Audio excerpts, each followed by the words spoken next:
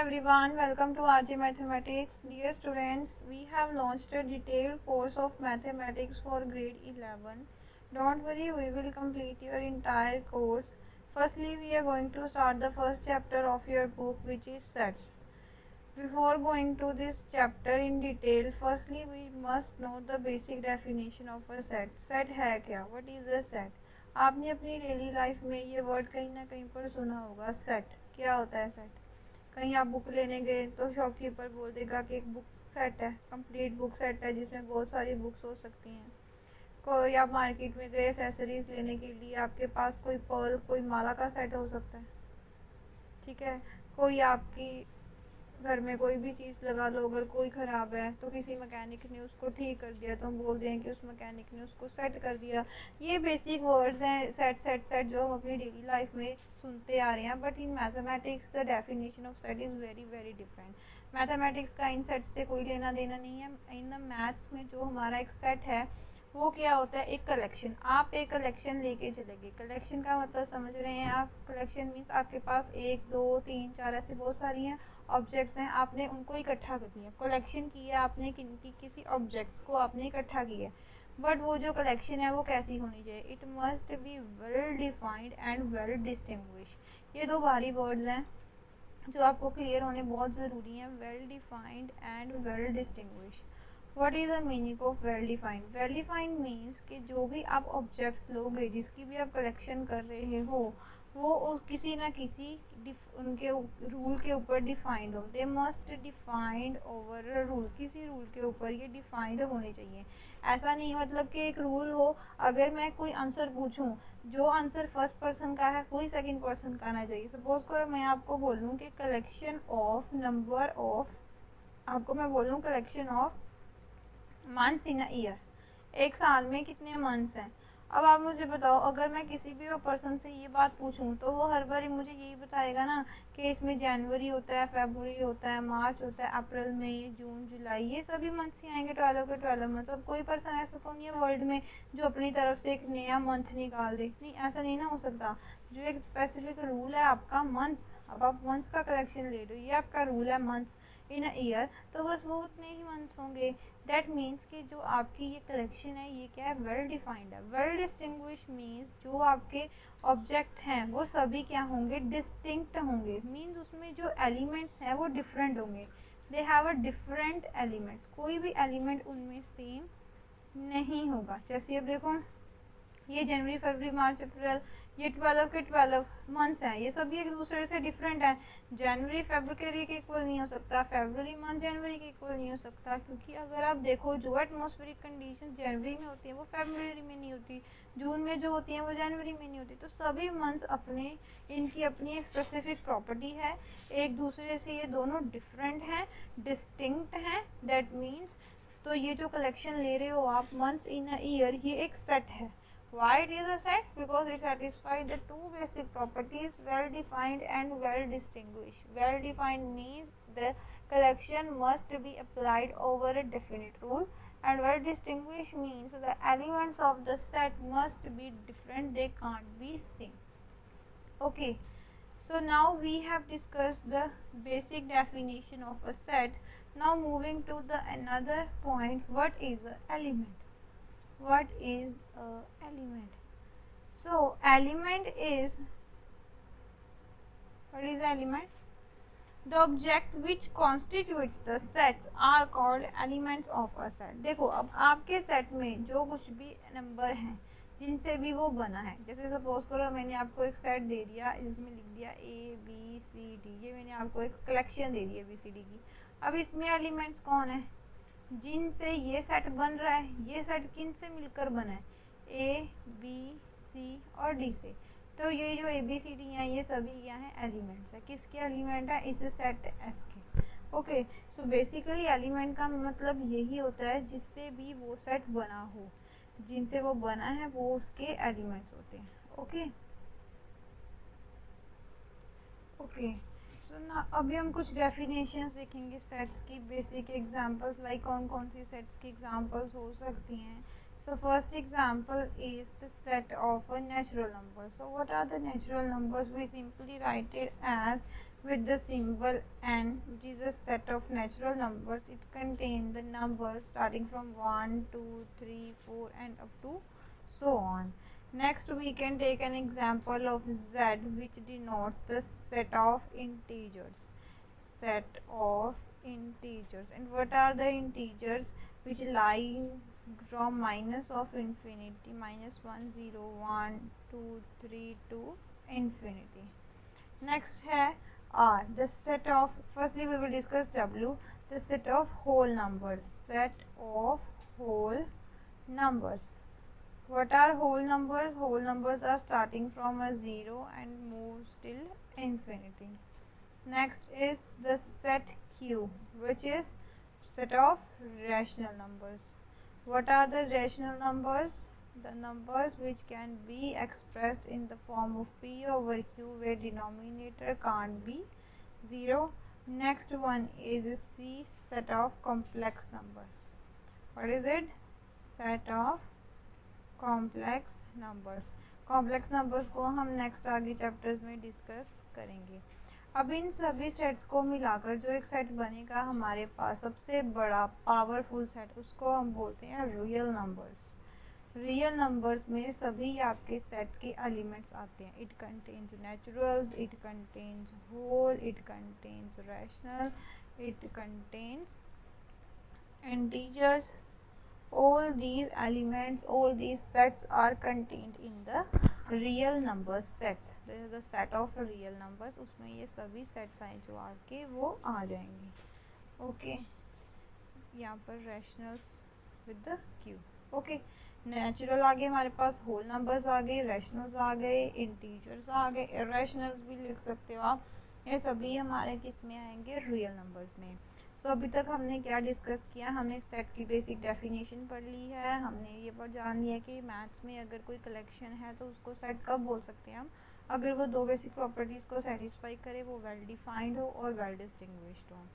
Second case में हमने पढ़ा कि एलिमेंट्स क्या होते हैं, जिनसे वो सेट बना हुआ है, जो भी पॉइंट्स हैं उस सेट के, उसको हम एलिमेंट्स बोलते हैं.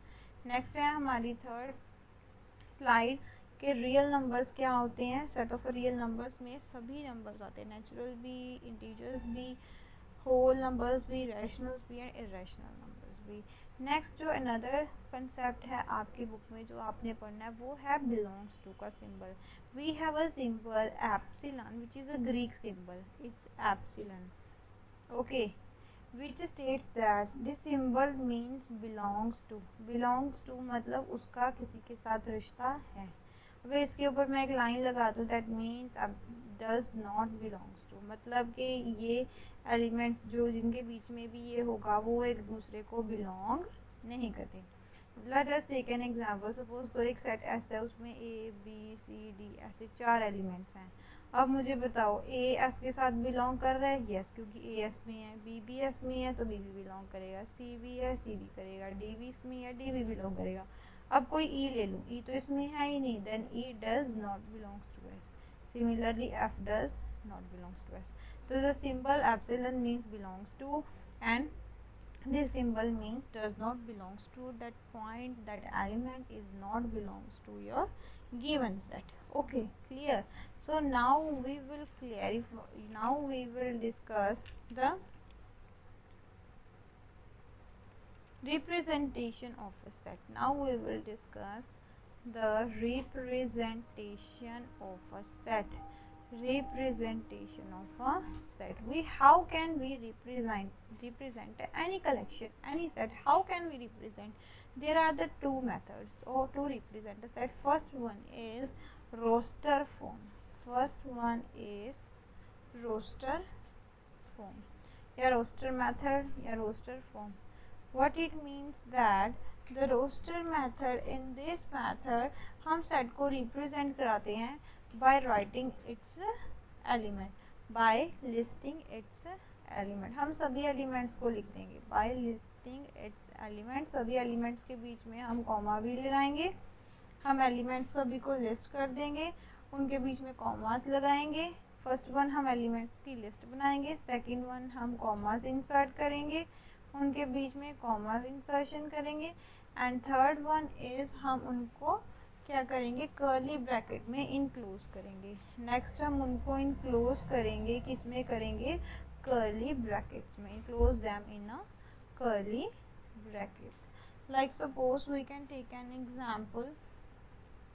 Okay, we can write any set in a, okay, if I tell you, if I give you the example like this set of vowels, write the set of vowels in English in roster form. आपको roster form में जो alphabets vowels हैं उनको लिखना है। अब vowels हमारे पास कौन से होते हैं, फिर सबसे पहले आप लिस्ट बनाओगे, लिस्टिंग करोगे। वोवल्स कौन कौन से होते हैं हमारे पास, ए ई आई ओ यू, ये हमारे पास वोवल्स होते हैं। फिर उसके बाद हमने इनके बीच में कॉमास इंसर्ट करने हैं, मीनिंग अगेन सभी को एक दूसरे से सेपरेट करने के लिए इनके बीच में कॉमास इंसर्ट कर लिए। ये भी रूल, ये भी हो गया स्टेप, ये भी हो गया। थर्ड क्या है, इनको कर्ली ब्रैकेट्स में लिखो, एक ब्रैकेट यहाँ लगा दी, एक ब्रैकेट यहाँ पर लगा दी। तो मेरा जो ये सेट है वो ऐसे लिखा जाएगा, which represents the roster form. ये आपकी रोस्टर फॉर्म है जिसमें आपने एक सेट को कि क्या किया, सभी एलिमेंट्स की पहले लिस्ट बनाई, फिर उनको एक दूसरे से सेपरेट किया और उसके बाद इनको कर्ली ब्रैकेट्स में आपने क्या कर दिया, इनक्लोज कर दिया, डन। तो ऐसे आप रोस्टर फॉर्म में क्या कर सकते हो, एलिमेंट्स को रिप्रेजेंट कर सकते हो। अब हम नेक्स्ट क्या करेंगे, अब हम नेक्स्ट लिखेंगे the next method which is a set builder form. हम लिखेंगे set builder form. Set builder form में हमारे पास क्या होगा, इसमें हम एलिमेंट्स को सीधा सीधा नहीं लिखेंगे। The set is represented by specifying, हमें एक कोई भी कॉमन प्रॉपर्टी जो उस सेट के सभी एलिमेंट्स में है हमें वो लिखनी पड़ेगी। क्या करना पड़ेगा हमें, अब हमें स्पेसिफाई करना पड़ेगा द कॉमन प्रॉपर्टी, उन सभी एलिमेंट्स के बीच में जो एक कॉमन रिश्ता है या कोई कॉमन प्रॉपर्टी है हमें वो लिखनी पड़ेगी। तब हम दैट रिप्रेजेंट को हम क्या बोलेंगे, सेट बिल्डर फॉर्म। लाइक अगर मैं आपको एक एग्जांपल दूं, अगर मैं आपको एग्जांपल दूं, एक सेट है जिसमें एलिमेंट्स है 1 3 5 7 एंड 9 और मैं आपको बोलूँ कि इसको हमें सेट बिल्डर फॉर्म में लिखना है। तो इसके रूल्स क्या हैं, सबसे पहले आपको एक कॉमन प्रॉपर्टी को आइडेंटिफाई करना पड़ेगा। अब इसमें कॉमन प्रॉपर्टी है क्या, ये 1 है, ये 3, ये 5, ये 7, ये 9। देख लो ये सभी के सभी ऑड पॉजिटिव इंटीजर्स हैं। क्या है, ऑड पॉजिटिव इंटीजर्स। देखो ऑड इंटीजर्स तो हैं ही, पॉजिटिव का मतलब इन सभी के आगे प्लस लगा हुआ है और ये सभी 10 से छोटे हैं। किससे छोटे हैं, 10 से। तो आप इसको कैसे लिखोगे, आप कर्ली ब्रैकेट लो, जो भी आप वेरिएबल ले रहे हो आपने उसको लिख देना है x, मीन्स आपका x वेरी करेगा। फिर आपने लिख देना है x is an odd positive integer, x is an odd positive integer, odd positive integer less than 10, less than 10। Then आपने ब्रैकेट को क्लोज कर देना है। ये आपने क्या कर दिया, एक स्पेसिफिक प्रॉपर्टी को पहले आइडेंटिफाई किया कि वो ऑड पॉजिटिव इंटीजर्स हैं, फिर उसको हमने क्या करा, एक कर्ली ब्रैकेट में इनक्लोज कर दिया। तो ये हमारे पास एक स्टेटमेंट बन गई, यही हमारी सेट बिल्डर फॉर्म है। क्या है, this is your set builder form. Okay, तो आज अभी तक हमने क्या सीखा, हमने अभी तक ये सीखा कि सेट की बेसिक डेफिनेशन क्या होती है, ठीक है, एलिमेंट की डेफिनेशन क्या होती है, कौन कौन से सेट्स हो सकते हैं। फिर उसके बाद हमने सीखा कि हम किसी भी सेट को रिप्रेजेंट कैसे करते हैं। उसके पहले हमने belongs to, does not belongs to का रिलेशन सीखा। फिर हमने ये लर्न किया कि रिप्रेजेंटेशन ऑफ सेट हम कैसे करते हैं, दो फॉर्म में हो सकती है, या तो एक रोस्टर फॉर्म में होगी आपकी और दूसरी होगी सेट बिल्डर फॉर्म में। जो रोस्टर फॉर्म में रिप्रेजेंटेशन है उसके 3 स्टेप्स हैं। सबसे पहले आपको एलिमेंट को की लिस्ट बनानी पड़ेगी, फिर उनमें कॉमास इंसर्ट करने पड़ेंगे, फिर आपको कर्ली ब्रैकेट्स में उनको इनक्लोज करना पड़ेगा। लेकिन सेट बिल्डर फॉर्म में ऐसा नहीं होता। सेट बिल्डर फॉर्म में आपको गिवन ही रोस्टर फॉर्म होती है, आपको उसको एक स्टेटमेंट की फॉर्म में लिखना होता है। तो स्टेटमेंट लिखने के लिए सबसे पहले आपको एलिमेंट्स के बीच में एक कॉमन प्रॉपर्टी को आइडेंटिफाई करना पड़ेगा, फिर उस प्रॉपर्टी को एनलिस्ट करना पड़ेगा। द बेसिक डेफिनेशंस, जो कंसेप्ट की हमें ज़रूरत थी इन फर्स्ट एक्सरसाइज में, वो सभी कंसेप्ट हमने पढ़ लिए हैं। अब हम एक्सरसाइज पर मूव करेंगे। एक्सरसाइज 1.1, अब हम एक्सरसाइज पर चलेंगे। The first question is that which of the following are the sets. हमें आइडेंटिफाई करना है कि इनमें से कौन से जो कलेक्शंस हैं वो आपके पास सेट्स हैं और कौन सी कलेक्शंस हैं जो सेट्स नहीं हैं। Okay, so first statement is the collection of all objects of a year beginning with the letter J. Okay students, still यहाँ पर मैं आपको सिर्फ NCERT क्वेश्चंस करवाऊंगी प्रैक्टिस। अगर आप चाहते हैं कि आप मेरे साथ कोई एक्स्ट्रा कोर्सेज, जैसे हम मॉडर्न्स की बुक की कंप्लीट प्रेपरेशन करवा रहे हैं, अगर आप चाहते हैं कि आप मॉडर्न बुक में जो भी एक्स्ट्रा क्वेश्चंस हैं, डेली प्रैक्टिस टेस्ट सब लेना चाहते हैं, वीकली टेस्ट ज्वाइन करना चाहते हैं, उसके लिए आप हमारा पेड कोर्स ले सकते हैं। उसकी डिटेल्स आपको वीडियो के एंड में मिल जाएंगी। इन अ फ्री सेशन हम NCERT बुक है। ओके, सो इस सेशन में आपके जो फ्री सेशन है यूट्यूब पर, इसमें हम आपकी NCERT को कंप्लीट करेंगे। Okay, so the first exercise of your NCERT is which of the following are the set. We have to identify कि इन गिवन स्टेटमेंट में से कौन सा सेट्स हैं कौन से नहीं है। The collection of months of a year beginning with the letter J। That means, ये मैंने आपको पहले भी बोला था कि अगर मैं देखो, अब इसमें आपके पास उन्होंने मंथ्स पूछा है, रूल क्या लग रहा है मंथ्स। अब मंथ्स तो साल में 12 के 12 ही रहेंगे, आप जिस मर्जी पर्सन से पूछ लो वो यही बताएगा, जैन फेब मार्च अप्रैल मई जून जुलाई अगस्त सितंबर अक्टूबर नवंबर दिसंबर, इसके अलावा और कोई मंथ नहीं आएगा। दैट मीन्स जो ये आपकी कलेक्शन बनेगी वो वेल डिफाइंड भी बन रही है, वो वेल डिस्टिंग्विश भी बन रही है। दैट मीन्स ये स्टेटमेंट आपकी ट्रू है। क्यों? क्योंकि इसमें जो आपके वो बन रहे हैं, जितने भी आपके मंथ्स हैं उनकी जो कलेक्शन है वो वेल डिफाइंड और वेल डिस्टिंग्विश है। नेक्स्ट है collection of 10 most talented writers of India. Collection of 10 most talented writers of India. अब इसमें उन्होंने हमें नंबर तो बता दिया कि हमने 10 लेके चलने, लेकिन लेके किनको चलना है? Most talented writers of India. अब आप अगर ये किसी भी इंसान से पूछोगे तो हर पर्सन के लिए टैलेंट का मतलब डिफरेंट हो सकता है, किसी के लिए ओपिनियन अलग हो सकता है, सभी के ओपिनियन सेम तो है नहीं। तो अगर मैं अलग 10 पर्सन से भी पूछूं तो मेरे पास नेम्स डिफरेंट आएंगे। मीन्स कि ये जो मोस्ट टैलेंटेड है ये कोई स्पेसिफिक रूल नहीं है, इससे हमारे पास कोई भी वेल डिफाइंड सेट नहीं मिल रहा। We don't get any well defined set नहीं मिल रहा, जिस वजह से ये स्टेटमेंट फॉल्स है, ये कोई भी सेट नहीं है। नेक्स्ट है आपके पास है team of 11 best batsman of world. ये भी देखो, बेस्ट क्रिकेट बैट्समैन। अब आप किसी से भी पूछ लो, हर एक के लिए जो उनका फेवरेट है वो बैट्समैन बेस्ट है, दूसरे के लिए वो बेस्ट है, अलग सा पर्सन बेस्ट है। तो ये भी वेल डिफाइंड नहीं है, ये भी आपका सेट नहीं है, ये भी स्टेटमेंट फॉल्स है। नेक्स्ट है collection of all boys in your class. अब आपकी क्लास है, क्लास में आपने क्या करना है? बॉयज की कलेक्शन करनी है। अब ये आपके पास वेल डिफाइंड होगा, क्यों? क्योंकि आपके अटेंडेंस रजिस्टर में ही मेंशन होगा ना कि आपकी क्लास में कितने बॉयज़ हैं। अगर 10 है तो 10 रहेंगे, 20 है तो 20 रहेंगे। किसी भी टीचर से अगर आप पूछोगे तो वो अटेंडेंस रजिस्टर चेक करके बता देगा। तो that collection is your well defined. Distinguish भी क्यों है? यस, क्योंकि हर एक बॉय का नेम तो अलग अलग होगा ना, कोई भी 2 बॉयज़ के नेम सेम नहीं हो सकते। तो डिस्टिंक्ट कलेक्शन है, वेल डिफाइंड भी है। दैट मीन्स कि ये जो कलेक्शन है वो आपकी सेट है, इसलिए ये स्टेटमेंट जो है ये ट्रू है। नेक्स्ट है collection of all natural numbers less than 100। 100 से छोटे सभी नेचुरल नंबर्स। यस, ये भी आपके पास वेल डिफाइंड है। क्यों? क्योंकि ये 1 से स्टार्ट होंगे 99 तक जाएंगे। ठीक है, अब इसमें टोटल एलिमेंट्स है, वेल डिफाइंड है। ये कलेक्शन भी डिस्टिंग्विश्ड है क्योंकि सभी 1 2 से डिफरेंट है, 2 3 से डिफरेंट है, 3 4 से सभी एक दूसरे से डिफरेंट है। वेल डिस्टिंग्विश कलेक्शन भी है। दैट मीन्स ये स्टेटमेंट भी आपकी क्या है? ट्रू है।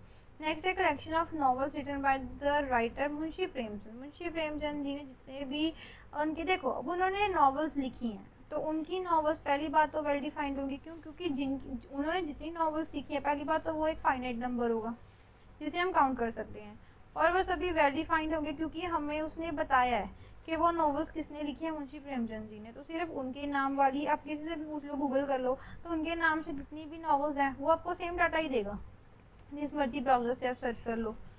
नेक्स्ट आपके पास ये डिस्टिंक्ट है। क्यों? क्योंकि सभी नॉवेल्स जो हैं उनके नेम्स अलग अलग होंगे, कोई भी नॉवल सेम तो होगी नहीं, कोई भी राइटर एक नॉवल को 2 बारी तो लिखेगा नहीं। दैट मीन्स ये जो कलेक्शन है आपकी वो भी क्या है? एक सेट है। That's why this option is also correct. Next collection of all even integers. अब सभी इवन इंटीजर्स को आपने इकट्ठा कर लिया, तो ये क्या है?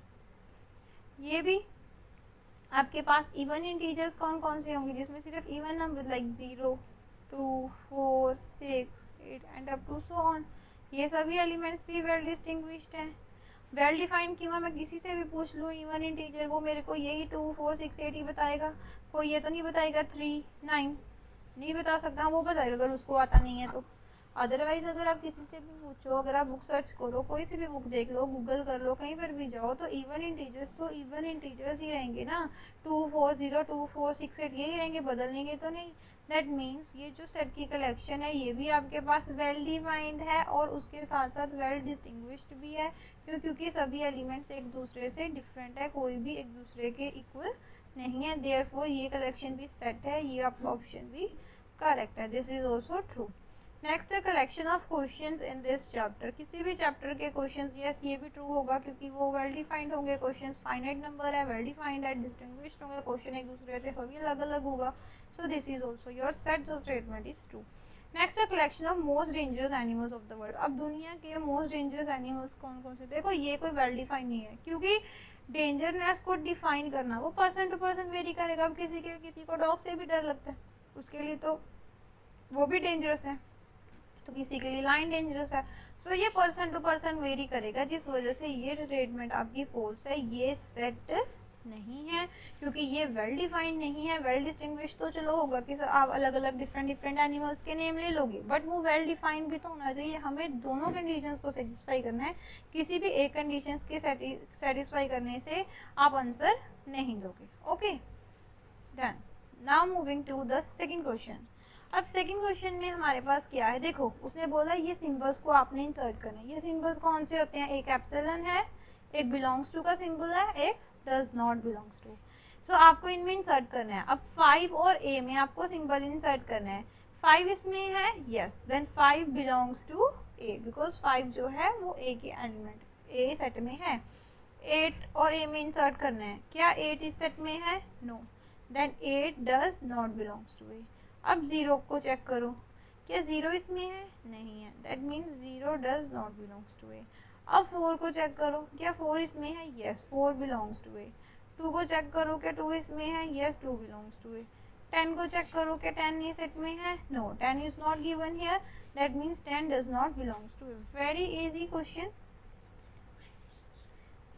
Next moving to the third question. Write the following set in a roster form. अब आपको इनको रोस्टर फॉर्म में लिखना है। रोस्टर फॉर्म के जो बेसिक रूल्स थे वो क्या थे, हमें सबसे पहले 3 रूल्स मैंने आपको बताए थे यहाँ पर रोस्टर फॉर्म के। सबसे पहले इनलिस्ट इट्स एलिमेंट, उसके एलिमेंट्स ढूंढो, उनको लिखो, उनमें कॉमास इंसर्ट करो और फिर ब्रैकेट कर्ली ब्रैकेट्स में उसको इनक्लोज कर दो। तो सबसे पहले हम यही सब भी स्टेप्स को हम फॉलो करेंगे। X is an integer lies between -3 and 7।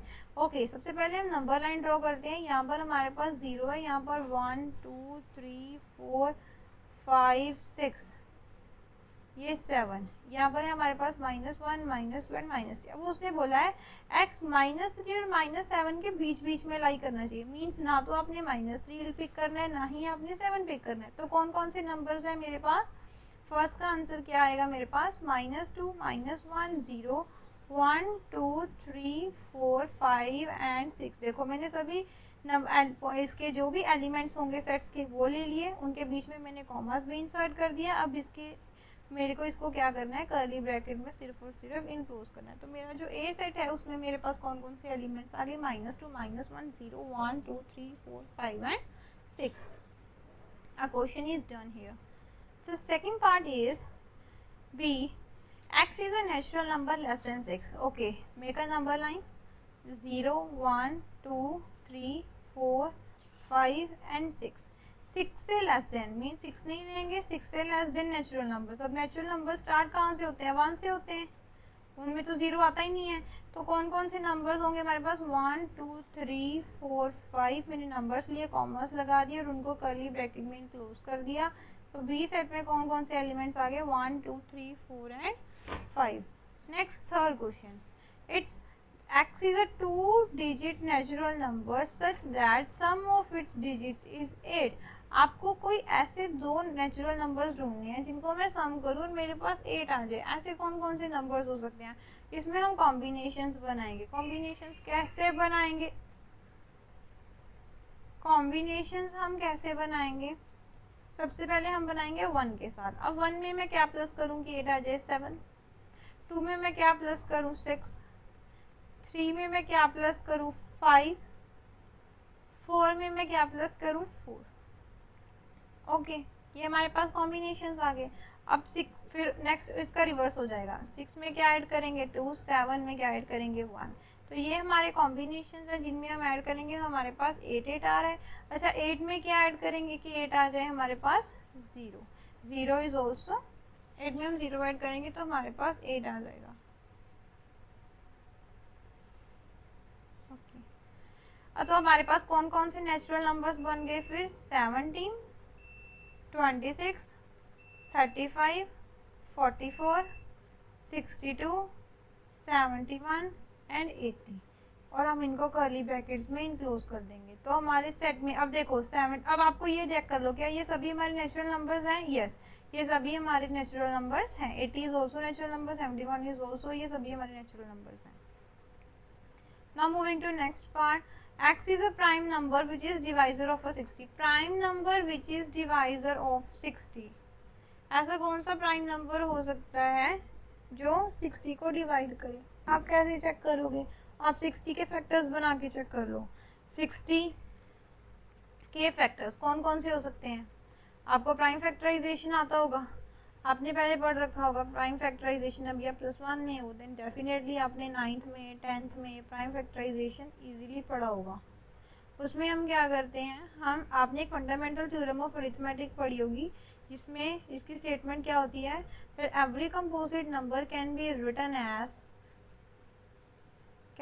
As the powers of its prime factors. तो हम क्या कर सकते हैं, उसको प्राइम फैक्टर्स की पावर्स में लिख सकते हैं according to fundamental theorem of arithmetic. Okay, so we will make the factors of a 60 which are like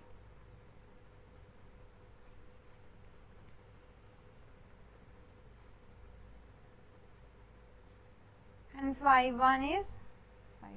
So what are the factors of a 60? It's 2 into 2 into 3 into 5. So the set which prime numbers are dividing 60, 2 is dividing 60, 3 is dividing 60 and 5 is dividing 60.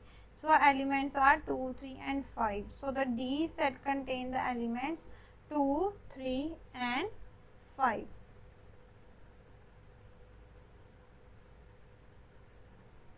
Okay, so moving to our next question, the part 5th, the set of all letters of word trigonometry. So what are the words in what are the letters in this word trigonometry are,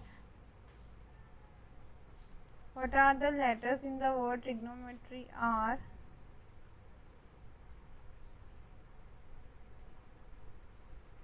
okay, what are the letters here, T, R, I, G, O, N, M, E, R and Y. आपको इस question में सिर्फ इस एक बात को ध्यान में रखना है कि किसी भी वर्ड किसी भी लेटर को आप 2 बारी में नहीं लिखोगे। जैसे अभी देखो मैंने आर यहाँ भी लिख दिया, आर यहाँ पर भी लिख दिया, आपको ये मिस्टेक नहीं करनी। आप किसी भी लेटर को 2 बारी नहीं लिखोगे। ओके, TRIGONMEY ये हमारे पास क्योंकि आपने रोस्टर फॉर्म में क्या पढ़ा था, रूल में चलो, रोस्टर फॉर्म में क्या था, सभी एलिमेंट्स क्या होने चाहिए, डिस्टिंक्ट होने चाहिए। डिस्टिंक्ट मतलब सभी डिफरेंट होने चाहिए, सभी एलिमेंट्स क्या होने चाहिए हमारे पास डिस्टिंक्ट। ये सभी यहाँ पर डिफरेंट थे तो एलिमेंट्स डिफरेंट होने चाहिए। आप कोई भी 2 एलिमेंट्स को सेम नहीं लिख सकते। ओके, तो एलिमेंट सभी आपको डिस्टिंक्ट होने चाहिए, तो इसीलिए आप किसी भी लेटर को 2 बारी में नहीं लिखोगे। सिमिलरली इस क्वेश्चन में भी देखो, the set of all letters in the word batter. अब बैटर में कौन कौन से लेटर्स हैं आपके पास, एक बी है, एक ई है, एक टी है, एक आर है। बस ऐसा नहीं है कि टी 2 बारी आप भी 2 बारी लिख दोगे, ई 2 बारी में है तो आप भी 2 बारी में लिखोगे, नहीं, अदरवाइज आपका क्वेश्चन जो है वो गलत हो जाएगा। ओके क्लास, आज के लिए बस इतना ही, बाकी का हम नेक्स्ट लेक्चर में डिस्कस करेंगे। Okay bye, thank you.